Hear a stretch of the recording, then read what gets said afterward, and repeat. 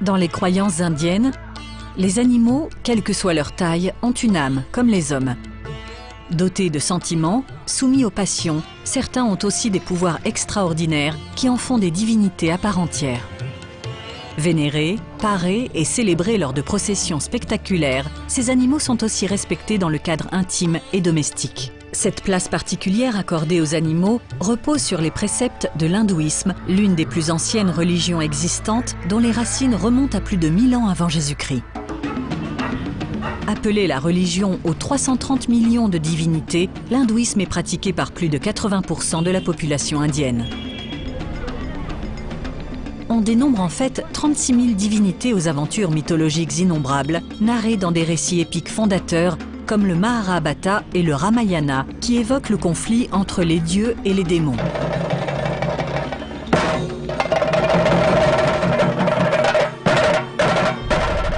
Libre à chacun de vénérer son dieu favori, même si l'hindouisme s'organise autour de 3 figures centrales, Brahma, le créateur, Vishnu, celui qui préserve, et Shiva, le destructeur, représenté dans la Trimurti.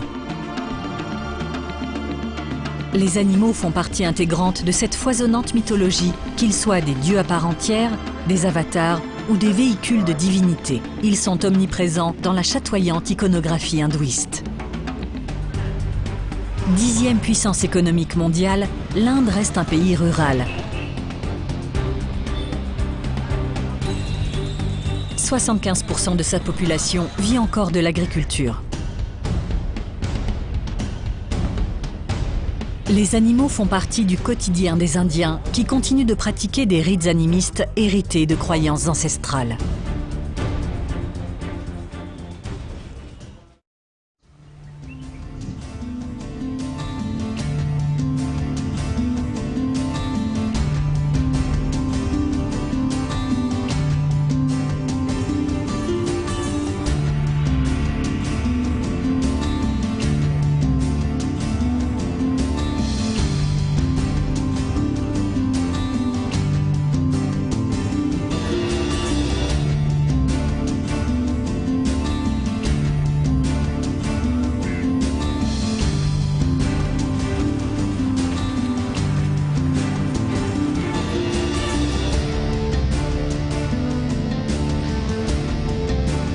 La vache est l'animal sacré par excellence en Inde.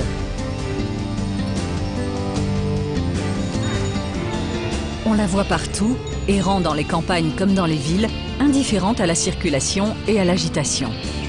Les Indiens s'accommodent de sa présence parfois incongrue, car il est dans leur devoir de la protéger et de la respecter chaque jour.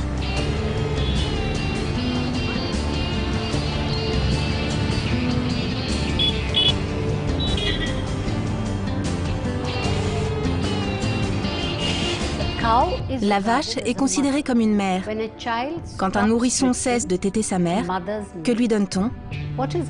Dans le passé, on lui donnait du lait de vache. C'est ainsi que la vache est devenue une mère. Et c'est pourquoi on appelle la vache Gomata, ce qui signifie la mère vache. Dans la tradition hindoue, la vache représente à la fois la mer et la terre. Une divinité bovine, Kamadhenu, est décrite dans la mythologie hindoue comme la mère de toutes les vaches. Elle est représentée sous la forme d'une vache blanche, seins nus à tête de femme, ou sous forme d'une vache contenant plusieurs divinités à l'intérieur de son corps, parmi lesquelles Shiva, Vishnu ou encore Agni, le dieu du feu. Kamadhenu est censé exaucer tous les vœux. La vache est également associée à Krishna, le dieu des bergers. C'est leur protecteur.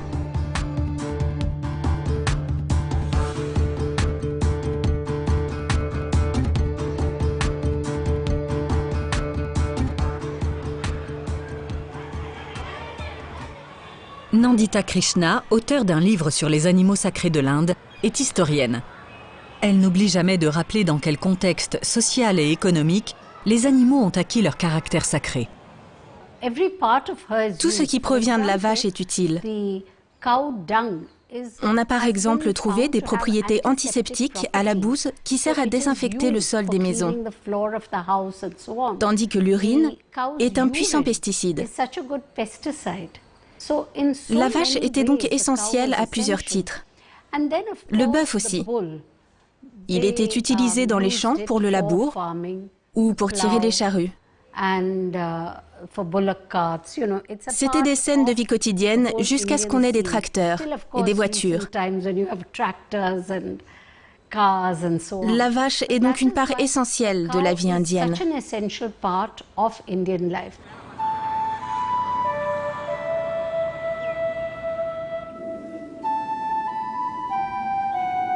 Sacrée dans toute l'Inde, la vache est particulièrement vénérée dans le Tamil Nadu.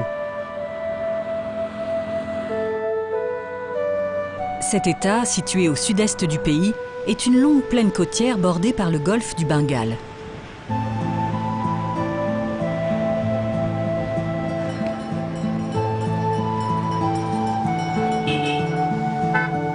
Riche d'une culture et de traditions millénaires, le Tamil Nadu consacre une fête à la vache chaque année en janvier, le Pongal.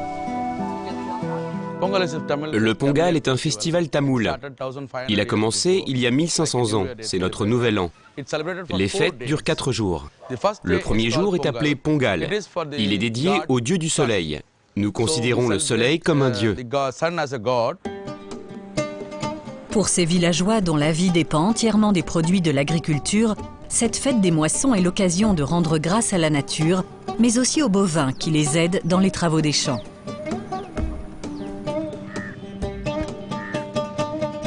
L'un des moments forts de cette fête est la cuisson de la première récolte de riz.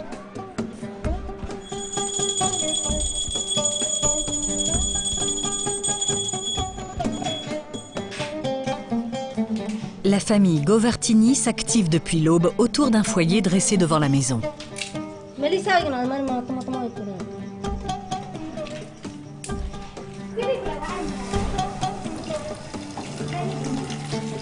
Le lendemain, avant le lever du soleil, nous préparons une recette traditionnelle dans un pot placé devant chaque maison.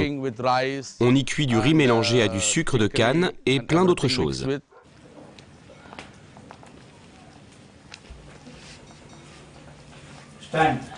Des galettes de bouse de vache font office de dessous de plat. Depuis des générations, tout ce qui provient de la vache trouve son utilité.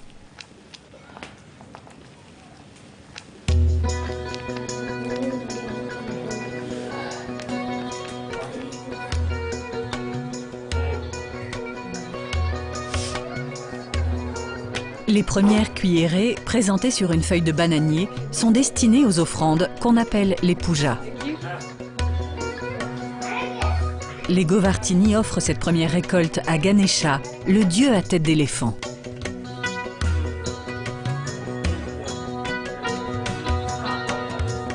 L'invocation débute par un tintement de clochette qui appelle la divinité.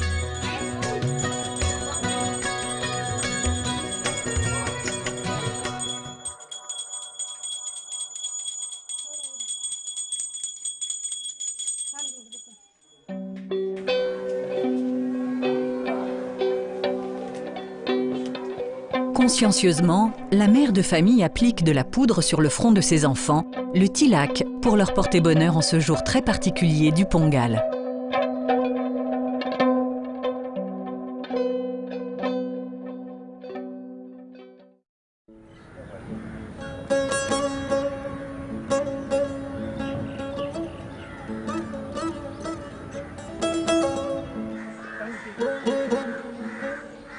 Le lendemain, la famille Govartini fête le Matu Pongal. En tamoul, Matu signifie vache. Cette journée est entièrement dédiée aux bovins et tout particulièrement aux vaches.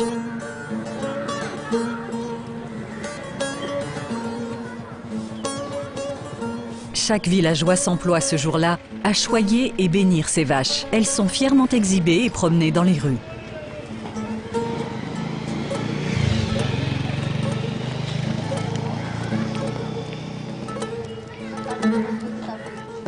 Monsieur Govartini a orné le front de sa vache d'un point rouge. Il symbolise la dimension spirituelle de celui qui le porte.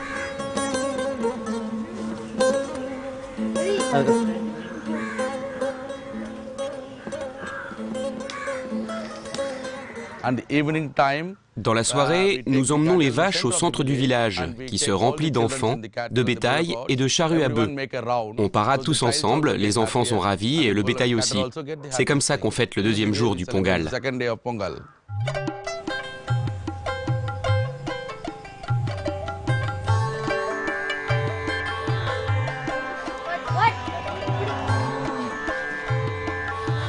À la nuit tombée, la famille Govartini au complet rend hommage à sa vache si utile toute l'année.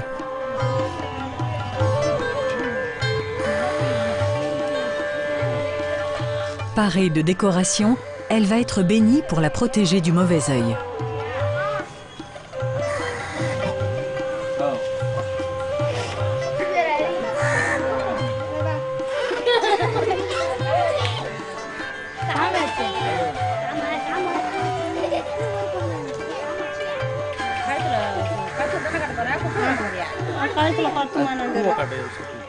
ஏய் பொங்கலோ சொல்லுங்கடா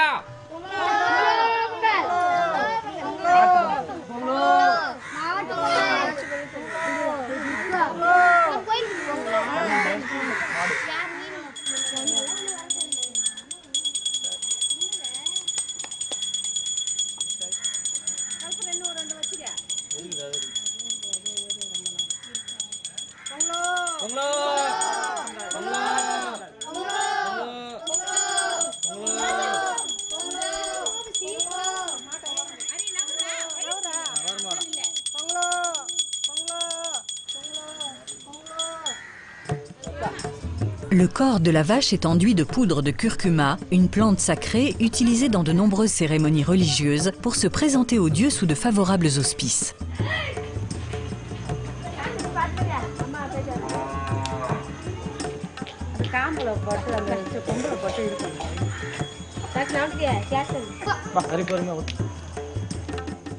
La famille espère ainsi qu'elle apportera prospérité et bonheur dans leur foyer.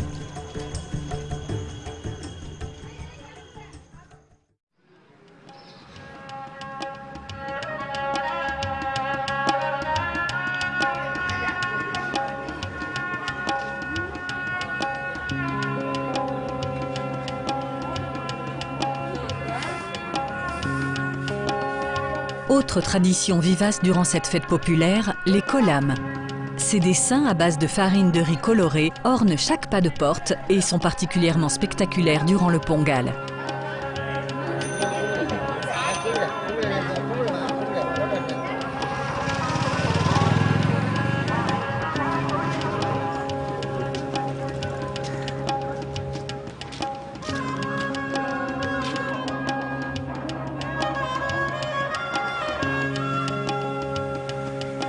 Cet art éphémère est l'apanage des femmes tamoules.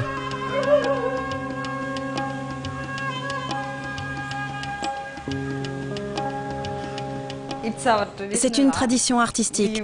Nous réalisons des kolam devant nos maisons pour accueillir la déesse Lakshmi. C'est la femme de Vishnu et elle nous apporte prospérité et richesse. C'est pour ça que nous la vénérons.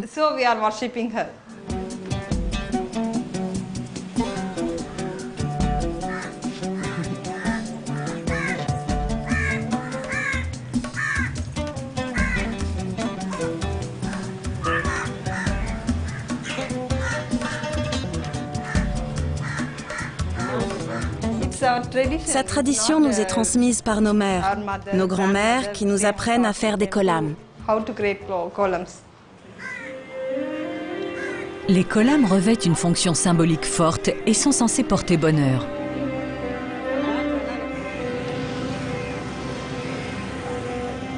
Selon la tradition, les motifs sont exécutés au lever et au coucher du soleil.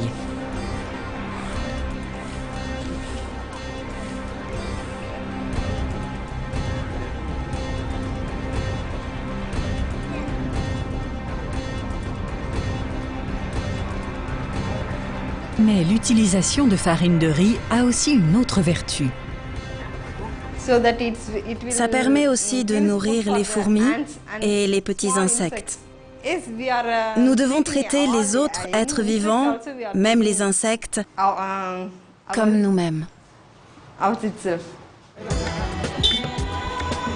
Les hindous croient en la réincarnation. Celle-ci dépend du karma, c'est-à-dire de la façon dont on se comporte.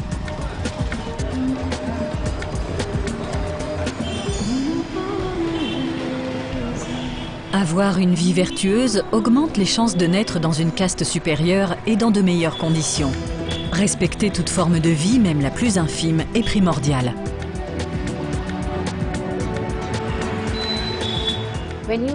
Quand on meurt, qu'est-ce qui meurt? Le corps meurt, mais l'âme survit. En fonction de ses actes, on renaît dans un autre corps. Ça peut être n'importe quoi. On peut se réincarner en humain, en animal. Ça peut être sous forme d'une fourmi ou d'un éléphant. C'est pour cela que l'âme des animaux et des hommes est sacrée.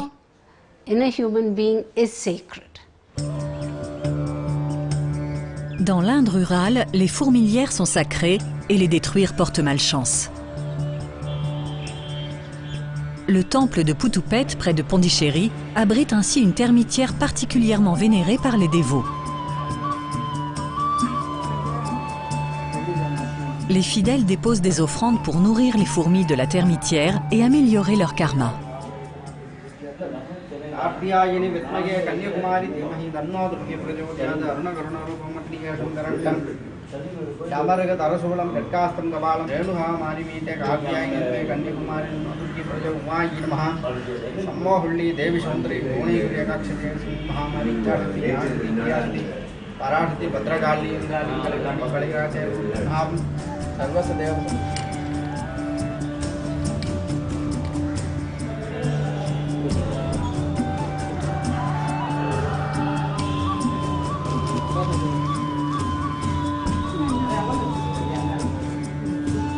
Une aubaine pour les fourmis que cette manne tombée du ciel.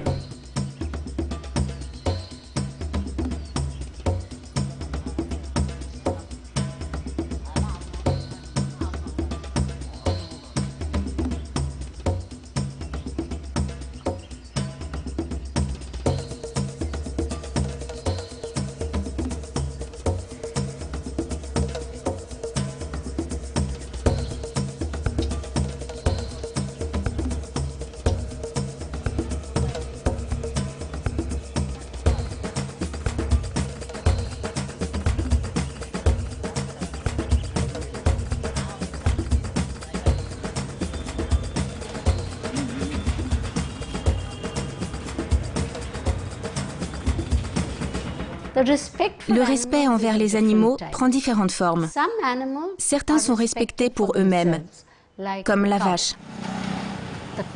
La vache est un animal sacré en soi.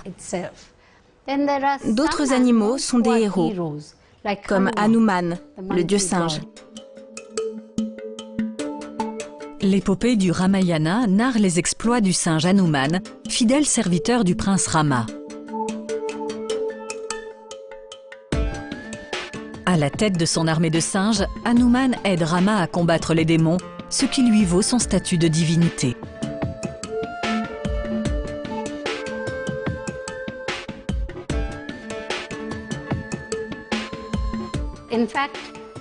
En effet, partout où vous allez, vous verrez des singes.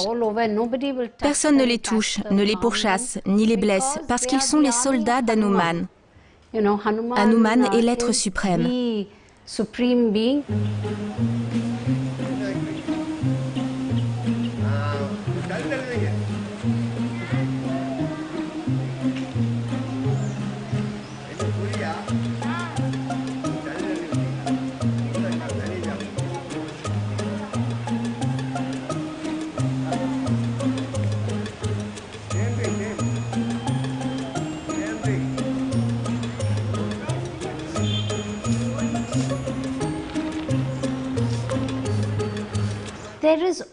Il y a dans le fond une reconnaissance de notre proximité avec les primates.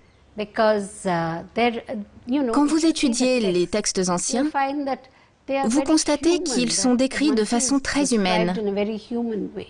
Je pense donc que très tôt, on a considéré que ces deux espèces étaient très proches.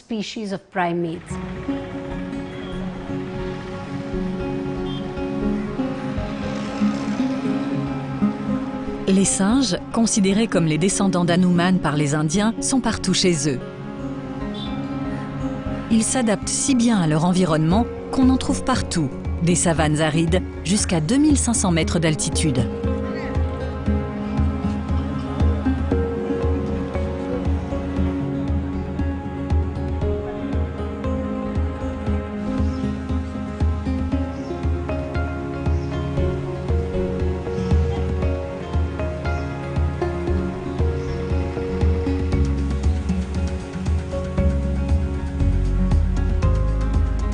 Le respect envers les animaux est un devoir moral pour les hindous. Il est basé sur un concept global de non-violence envers le vivant, appelé l'ahimsa.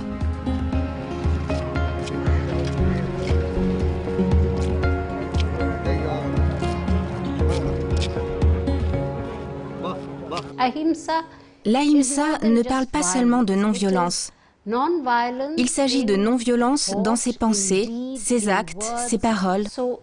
C'est donc un concept global de non-violence qui a été utilisé 5000 ans plus tard par le Mahatma Gandhi. Il a obtenu l'indépendance avec ce concept tout simple.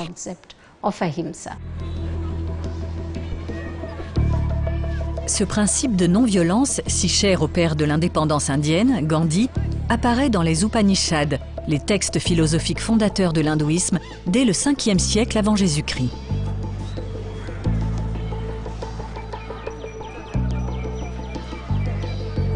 Ils ont inspiré l'actuelle constitution indienne, dont l'article 51A fait de la compassion envers tous les êtres vivants l'un des devoirs fondamentaux des citoyens indiens.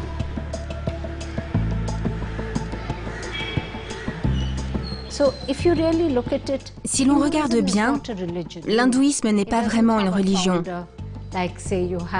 Elle n'a pas de fondateur, comme c'est le cas dans la chrétienté ou l'islam. Elle n'a pas non plus de livre saint, comme dans le judaïsme. Il existe de nombreux livres, de nombreux concepts, mais tous tournent autour d'idées communes. Et l'un de ces principaux concepts est l'ahimsa. L'ahimsa parle de non-violence en général, mais plus particulièrement envers les animaux.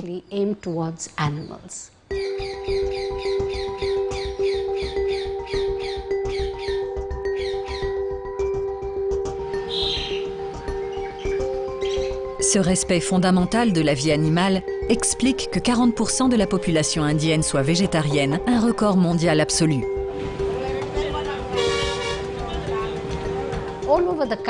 Dans tout le pays, et notamment le Sud, certaines castes et communautés sont entièrement végétariennes. En général, tous les membres de la caste des marchands sont végétariens, tout comme les brahmanes.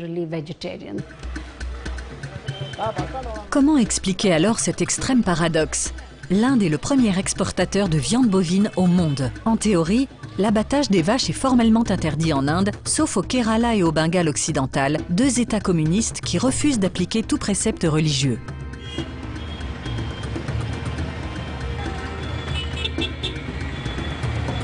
Les vaches peuvent y être tuées en toute légalité et proviennent souvent des autres États indiens.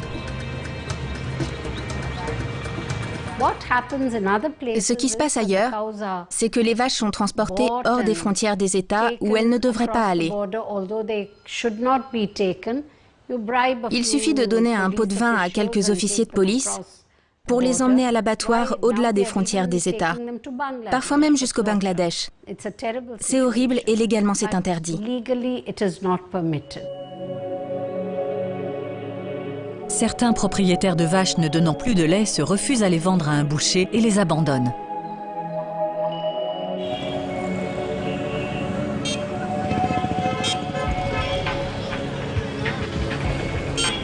Elles sont alors livrées à elles-mêmes et trouvent à se nourrir dans les poubelles. Nettoyant les rues de tous les déchets comestibles et même le papier journal, elles ont encore une utilité.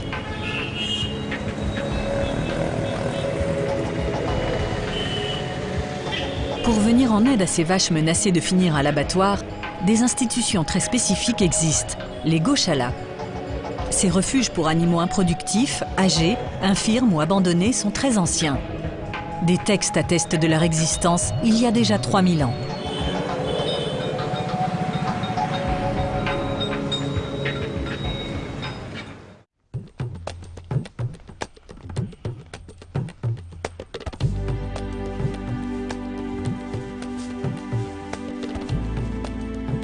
Monsieur Radhakrishnan a créé sa propre Goshala en 2004 dans la campagne entre Chennai et Pondichéry.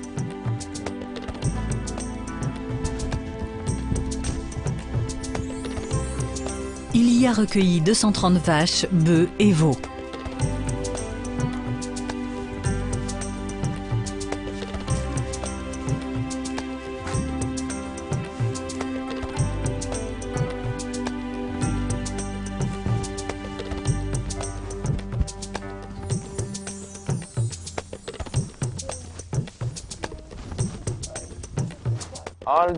Toutes ces vaches ont été sauvées de l'abattoir. Si on ne les avait pas achetées, elles auraient été tuées. Toutes ces vaches viennent des environs où elles ont vécu depuis des générations. Pour nous, cette vache est une déesse. Nous sommes très heureux de les sauver d'une mort certaine.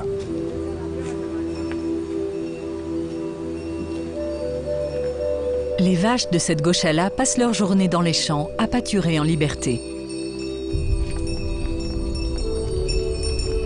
Elles sont reconduites à leur étable en fin d'après-midi.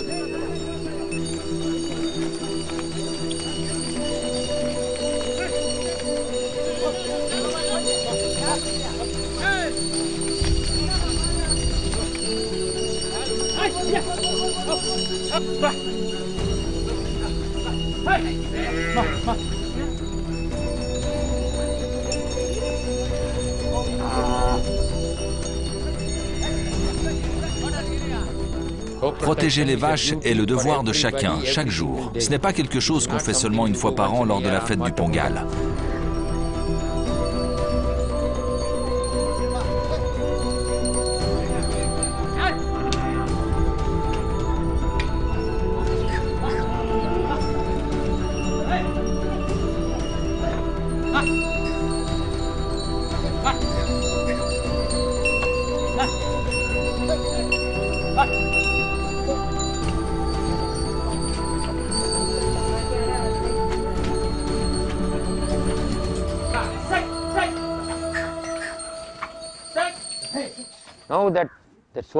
Aujourd'hui, notre culture se délite tellement que les vaches sont vendues.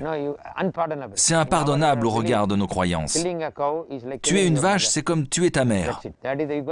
En manger, c'est comme si on mangeait la chair de sa mère. Dans nos textes sacrés, si on commet un péché, il y a toujours une façon de se faire pardonner. Mais quand on tue une vache, pas de rémission. Que peut-on faire? Comment se racheter? Rien. C'est le péché le plus grave. Cette Goshala vit en autosubsistance. Elle vend non seulement le lait des vaches, mais aussi des légumes cultivés biologiquement autour de la ferme. L'essentiel des revenus provient cependant de la vache et de tout, absolument tout ce qu'elle produit. C'est de l'urine de vache distillée, appelée Gomutra. Mutra signifie urine en sanskrit. On récolte l'urine de vache le matin, et seulement celle des vaches, pas des bœufs ni des veaux. Ensuite, on la distille en la faisant chauffer avant de la faire refroidir, comme pour chaque distillation. 1 litre d'urine donne 600 ml d'urine de vache distillée. En fait, on pourrait consommer de l'urine de vache directement, mais les gens n'aiment pas ça. Ils doivent en boire tous les matins, prendre 2 bouchons avec de l'eau. C'est la première chose à faire le matin. Ça soigne tout, même le cancer.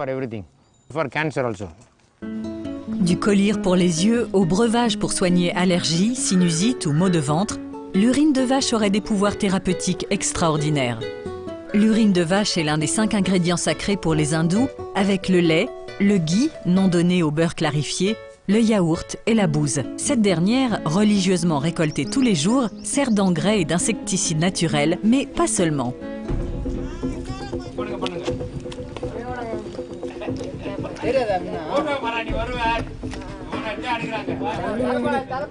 Mélangée à de l'eau, elle est d'abord malaxée avec les pieds.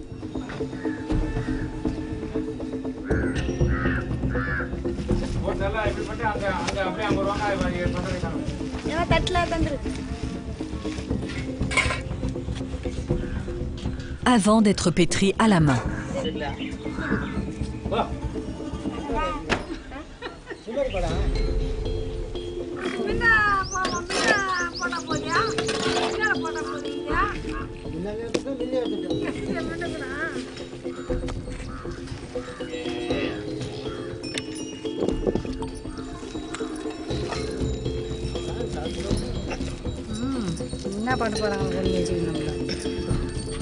Seules les femmes sont habilitées à travailler ce matériau qu'elles façonnent comme une boule de pâte avant d'en garnir des moules.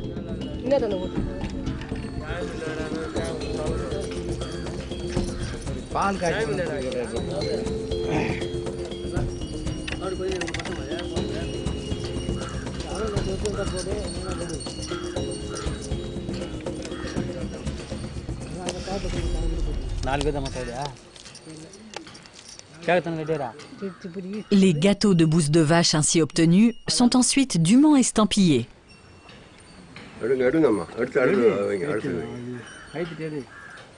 Temps de pause, 6 à 7 jours sur un muret bien exposé au soleil.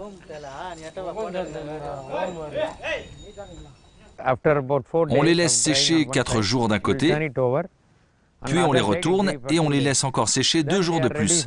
Ensuite, ils sont prêts à être transformés en cendres sacrées. Les gâteaux de bouse de vache ont 2 faces. Celle-là est toute simple, mais l'autre porte le signe Om en sanskrit. Om est le son le plus important dans les écritures hindoues. Tout est Om. Tout l'univers repose sur cette lettre. C'est le fameux Om qui scande toutes les prières, les mantras.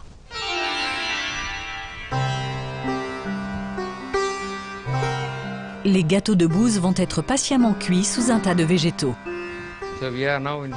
Nous voici maintenant là où l'on fait les cendres sacrées. On en fait toute l'année. C'est l'une des spécialités de cette goshala. Nous les faisons de manière traditionnelle. Elles sont réalisées une fois par mois, durant un jour bien précis, à la veille de la pleine lune. La bouse de vache n'est pas brûlée, mais cuite. Elle doit être cuite parce que si on la brûle directement, elle devient toute noire en moins d'une demi-heure. On utilise de la paille, qui est de la paille de riz, et par-dessus, on ajoute des cosses de riz. Ça permet de garder la chaleur pendant 7 jours. Le foin se consume ainsi en maintenant la chaleur qui peut atteindre à l'intérieur 2000 degrés. Et ensuite, c'est cuit. Ainsi cuite, la cendre de bouse de vache peut être dès lors utilisée dans les temples par les prêtres, les brahmanes.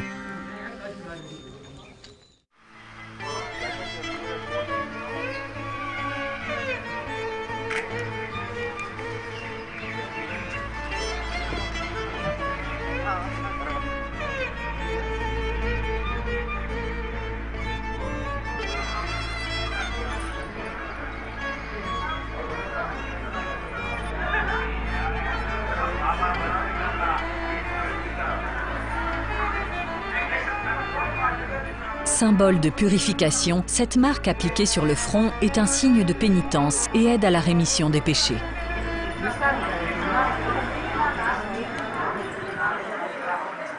Dans ce temple dédié à Shiva, les pèlerins se pressent pour recevoir la bénédiction du brahmane. Celui-ci officie sous une énorme statue représentant un bœuf.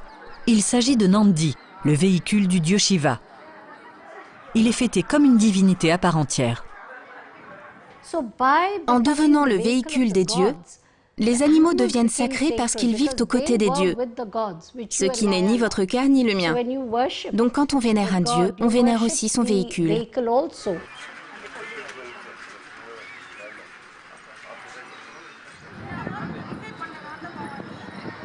Un bœuf accompagne parfois les sages errants qui portent la bonne parole.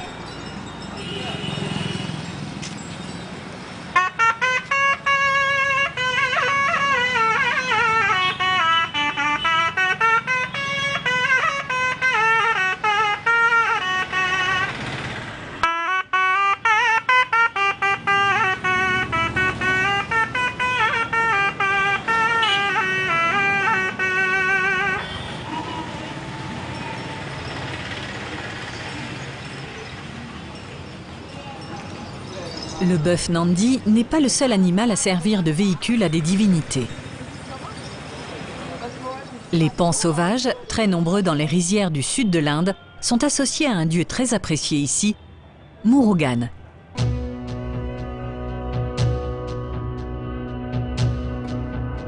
Il est toujours représenté chevauchant ou accompagné d'un paon. Les paons se nourrissent dans les champs, mais aussi dans les nombreux sanctuaires qui leur sont dédiés près des temples.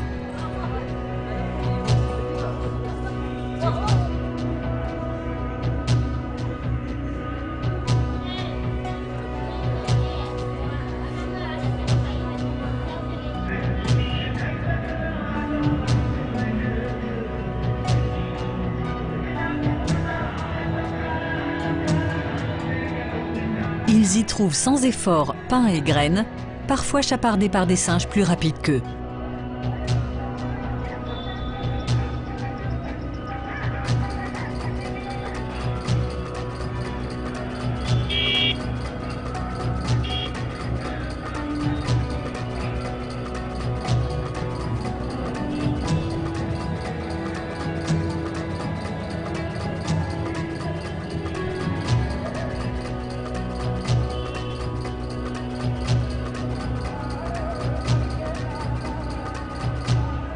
Les plumes colorées des paons sont très appréciées pour orner les maisons, mais gare à leur provenance. Si vous voulez garder une plume de paon chez vous, il faut qu'elle ait été ramassée par terre. Malheureusement, certaines personnes tuent les paons pour récupérer les plumes.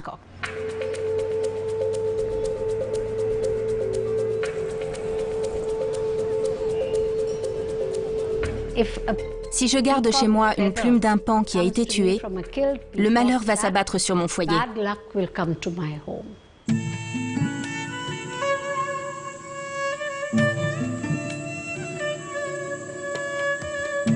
Ces superstitions proviennent vraisemblablement de très anciennes croyances. D'après mes recherches, il semble que de nombreux animaux étaient des divinités pour des tribus primitives, totémiques. L'hindouisme est une religion qui rassemble. Pour accueillir de nouveaux croyants, elle a aussi incorporé leur divinité.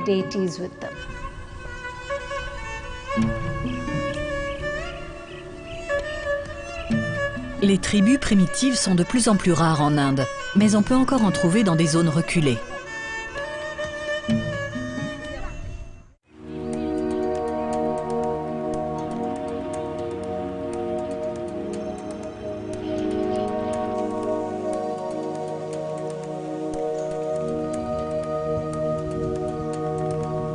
Au Tamil Nadu, les rizières cèdent peu à peu la place aux montagnes des Nilgiri.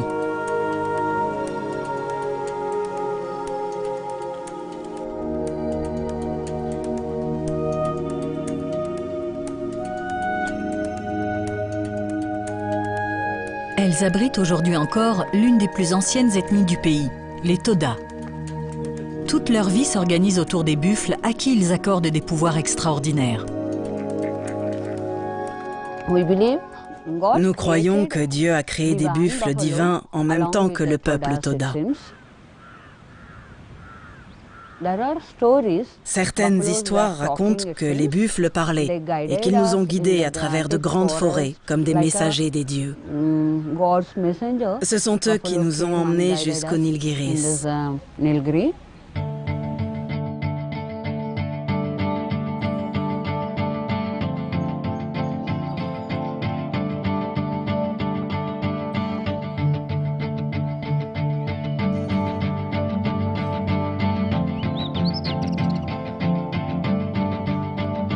L'élevage de buffles et la production de lait est le seul moyen de subsistance de ces tribus pastorales strictement végétariennes.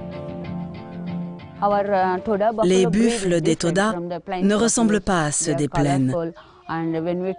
Ils sont plus colorés et on les reconnaît parce qu'ils ont des sortes de points sur les cornes qui sont très longues et des marques sur le cou qui ressemblent à un collier, des pattes courtes et une longue queue.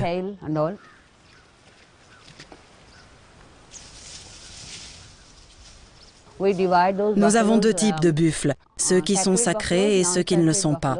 Les buffles sacrés sont utilisés dans les temples.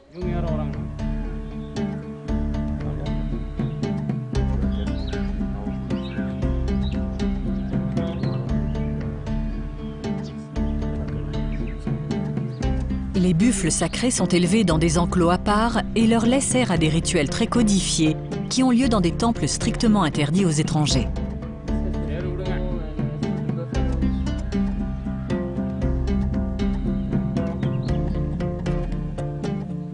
Seuls les hommes sont autorisés à traire ces buffles sacrés. Leur lait est tabou pour les femmes. Ces rites très secrets sont toujours pratiqués par les quelques 2000 Toda qui vivent encore dans les Nilgiri.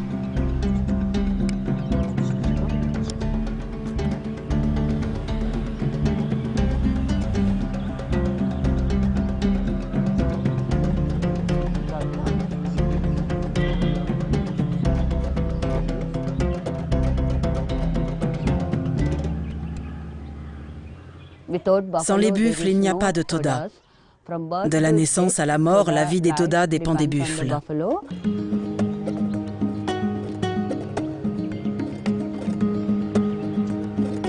Indispensables à la survie des premiers peuples de l'Inde, les animaux ont ainsi acquis leur caractère sacré. Pour les habitants des forêts primaires qui couvraient jadis le pays, ce fut un autre animal qui joua ce rôle, l'éléphant. L'éléphant a joué un rôle écologique de premier plan. Imaginez la vie des gens qui vivaient dans les forêts. Avant, tout le pays était en effet couvert d'une forêt dense. Les éléphants se frayaient des chemins au milieu des arbres, en les faisant tomber sans doute, mais cela créait des sentiers. Ils creusaient le sol avec leurs pattes et laissaient ainsi des trous. Quand la pluie tombait, ça créait des réserves d'eau naturelle.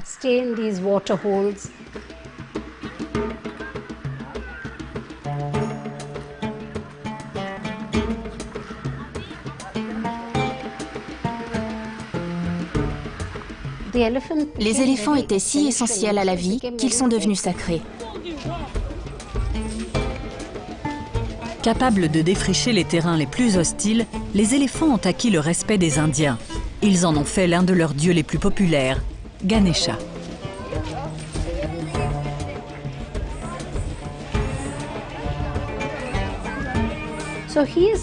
On l'appelle Vigneshwara, celui qui surmonte les obstacles.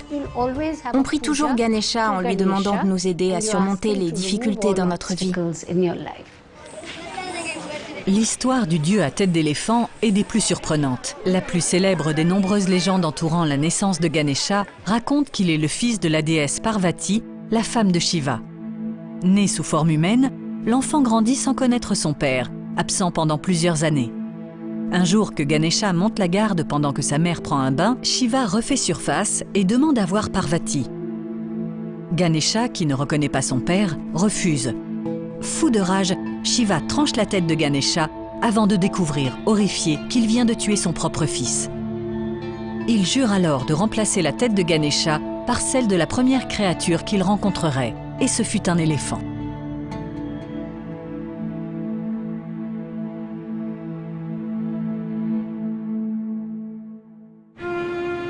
Le dieu Ganesha est l'une des divinités les plus vénérées d'Inde.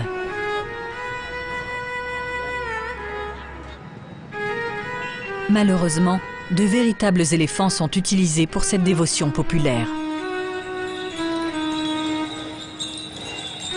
Ce mâle domestiqué va passer plusieurs heures debout dans un temple.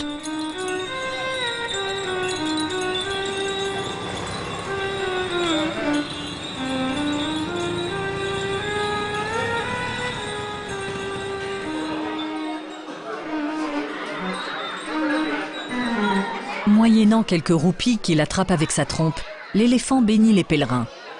Symbole de la chance, de la force et de la stabilité, Ganesha est souvent associé à la déesse Lakshmi, divinité de la richesse et de la prospérité.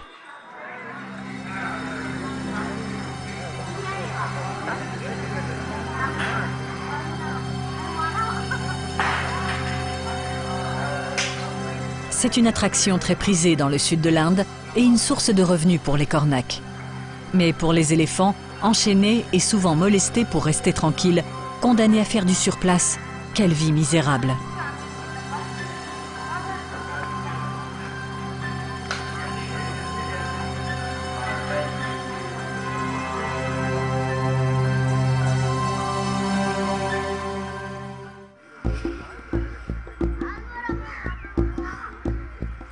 Depuis 2003, le gouvernement indien a donc décidé d'imposer 1 mois de repos obligatoire à ces éléphants domestiques. Ils sont emmenés dans des camps à la campagne où ils sont choyés.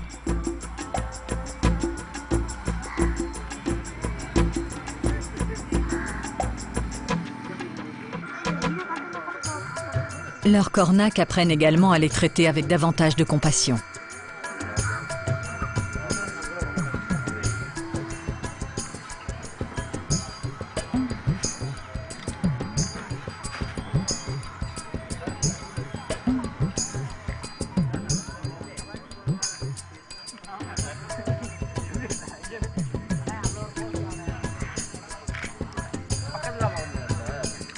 Après ce repos bien mérité, les éléphants reprennent rapidement du service. Ils sont indispensables aux défilés religieux qui ponctuent l'année.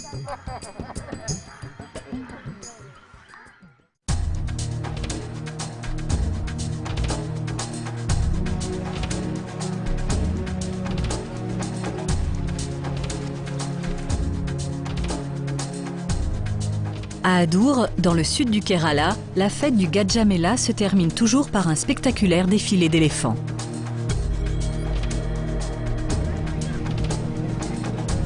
Les festivités commencent dans le temple Sri Krishna où des éléphants attendent d'être parés.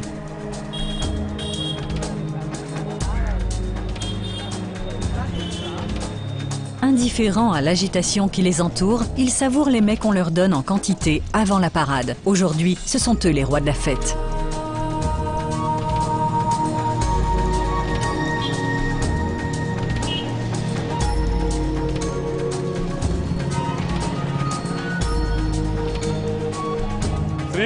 Le Gajah Mela est un festival qui dure 10 jours. Nous sommes aujourd'hui dans le dernier jour du festival. La cérémonie qui se déroule actuellement s'appelle Aratu. Ce soir, la procession d'Aratu reviendra au temple. Ce retour marque la fin des festivités.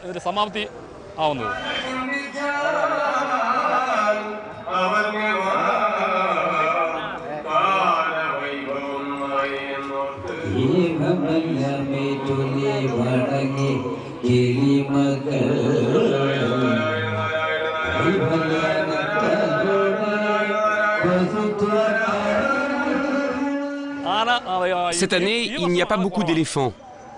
Les années précédentes, il y avait jusqu'à 15 ou 16 éléphants.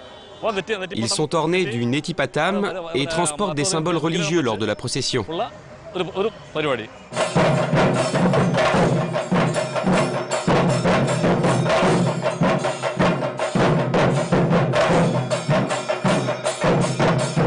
Le netipatam est le carapaçon qui recouvre la tête des éléphants. Il est en plaqué or. Les éléphants représentent Ganesh, qu'on appelle Ganapati dans le Kerala. C'est un dieu très important. Il a plusieurs noms, Vinayagan ou Ganapati. Il défile actuellement dans la rue. Ils se rendent à la mare de l'Aratu, située à 3 km d'ici, avant de revenir au temple. C'est la procession qui a lieu en ce moment.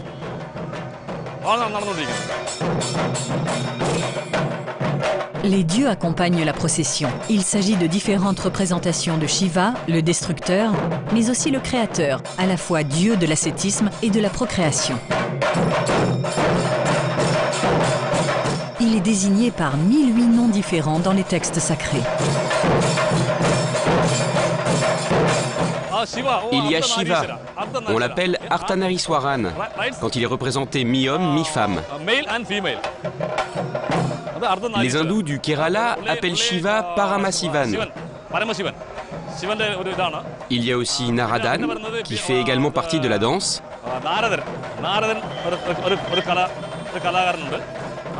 Et puis, il y a aussi Shiva aux 6 bras.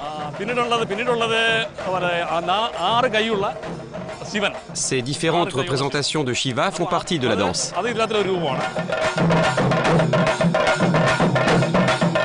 Ces scènes évoquent les épisodes de la mythologie hindoue où les dieux combattent les démons pour en délivrer les hommes.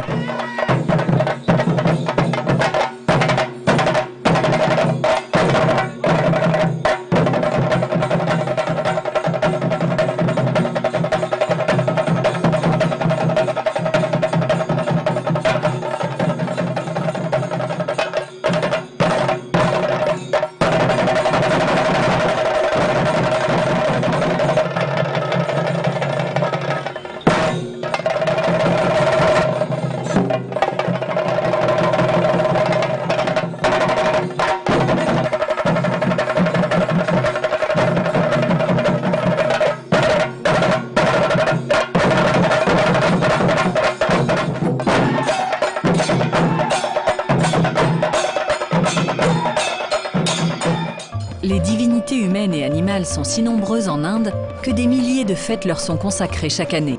Ces festivités rythment la vie des hindous et sont la preuve que les croyances restent très vivaces, un avis que partagent les spécialistes de la sacralité animale.